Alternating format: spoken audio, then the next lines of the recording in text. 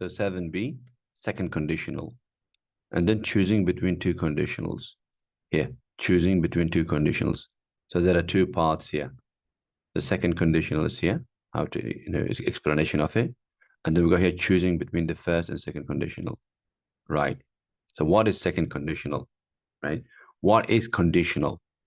So conditional, it's a sentence that has got if in it. Because condition, if puts the condition, guys. So any sentence which has got if in it, that is conditional. And why we call it second? So how many conditionals do we have, right? So we got zero conditional, guys. We got zero conditional. And then we got first conditional. And then we got a second conditional, which, I'm going to explain this video. And then we got third conditional and mixed conditionals. Okay, so if you understand these conditionals, then you're good. You cover all the conditionals in English language. Zero, first, second, third, and mixed conditional. So today we're going to deal with second conditional, guys. Right? Now, conditional is a sentence which has got if in it. And any conditional, they've got two parts in the sentence, guys. Two parts. We call it if part, right? And then we got main part, right?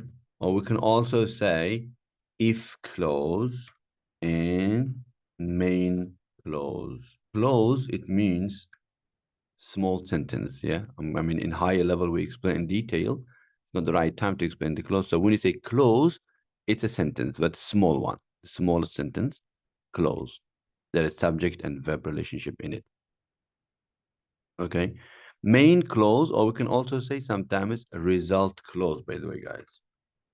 Result of the condition or result part. You understand? Because they put a condition. If that condition is met, what is the result? Okay. Now, in if part, I must use past simple or past continuous, guys. Past simple or past continuous. In this book, they're just saying past simple, but we can also use past continuous, right? In if part. So if, and then as you can see here, if I had a job, look, if I had, this is past simple, guys. I had. In the main part or the result part, would or wouldn't, and then infinitive. Like here, whereas in contracted form, I'd, this is I would, this is I would. I'd, it means I would, guys. I would get, right? I'd get. But obviously, when you see a contracted form, don't say I would, just say I'd get my own flat. If I had a job, I'd get my own flat. You see, guys? So this is a structure, how we build it, right? If David spoke good English, you see, David spoke, past simple. He could get a job. This is, okay, in place of would here, in place of would or wouldn't, we can also use could. Yeah, that's one. We can also use could. That's what they're talking about. We can also use could instead of would. That's also fine, guys, in the result part. Okay. Now, when we use it, second conditional, right? How we do it, we did it.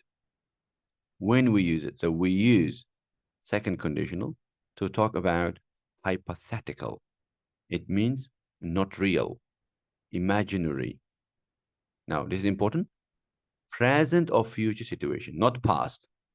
Present or future situation. And consequence, it means the result. Consequence, it means the result. If I had a job, it means I don't have a job. Reality, I don't have a job. And I am imagining it. Also, we can add a little bit information here. Impossible or almost impossible. Almost impossible situations. We use second conditional. Like if I had a job, I'd get my own flat. So I don't have my own flat because I don't have a job. And it's realistically impossible these days. If David spoke good English, that means he doesn't speak good English. He could get a job, so he can't get a job in a hotel. He can't. Reality. Why? Because he doesn't speak good English, right? I would get on better. Now, you see, like in the first two sentences, we start with if. When we start with if part, I must use comma. This is also important, guys, comma. And there's a comma. Can I start with the result part or would part? Yes, of course. I would get on better with my parents, but in this case, no comma, guys. We don't use comma. I would get on better with my parents if I didn't live with them. That means he lives with the parents, and it's impossible for him to live alone. He lives. That's why he doesn't get on better with the parents. This is a current situation. What is a real current situation? He lives with the parents and he doesn't get on with them well. And the opposite is impossible. That's why he's imagining. He's hypothetically. He's speaking hypothetically. I wouldn't do that job unless they pay me a really good salary. You see? That means like that job, they don't pay good salary, so he doesn't want to do it. He doesn't want to do it. But if they paid good salary, yes, I would do that. Number two, point number two. After if, we can use was and were with I, he, she. Right. Usually, after I, if I want to use past simple, I say was. I don't say were, right? He was, she was, because they're singular. But in second conditional, we are given option of using was and were, both of them. Both of them. Okay? But the original rule, it was were, guys. Only were before, but now was is also allowed. Okay? If your sister were here, or I can also say was here, no problem. She'd know, it means she would know what to do. So the reality is the sister is not here. So they can't get the help, right? If it was warmer, I can also say if it were warmer. If it were warmer, he could have a swim. So it's not warm, it's cold, the reality. They're trying to imagine it. If I want to give advice, guys, advice, giving advice, right? To give advice. If I always were, not was. If you want to give advice, always were. If I were you. We don't normally use if I was you. Maybe nowadays they use it in America, maybe. We don't normally use if I was you. So this is kind of not good usage, guys, right? When you want to give advice, if I were you. Okay. So like if I were you, I'd buy a new computer. The computer is old.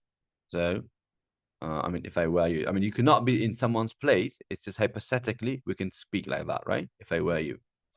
If I were in your place, that's the meaning of it, guys. Right. The first part is done, I think. Second conditional, I've explained that. Now we're going to discuss choosing between the first and second conditional. All right. The first conditional we studied in our previous chapters, right? Previous units. What is first conditional? First conditional we use for real situations, real future possibility, real future possible things. First conditional. And how we make it? How we make it? In if part, we use present simple. In if part, we use present simple.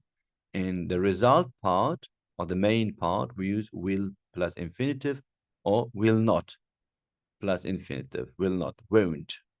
We say in contracted form, won't. So will or won't infinitive. And that's possible situation. Like if I have time, I'll help you. That's a real situation. There's a possibility that I might have time. I might have time. So I'm talking about the future, maybe like tonight. We're discussing something that's going to happen tonight, maybe, or tomorrow. So if I have time and then there's a possibility, I will help you. I will come and help you. But now, if I had time, see, this is second conditional.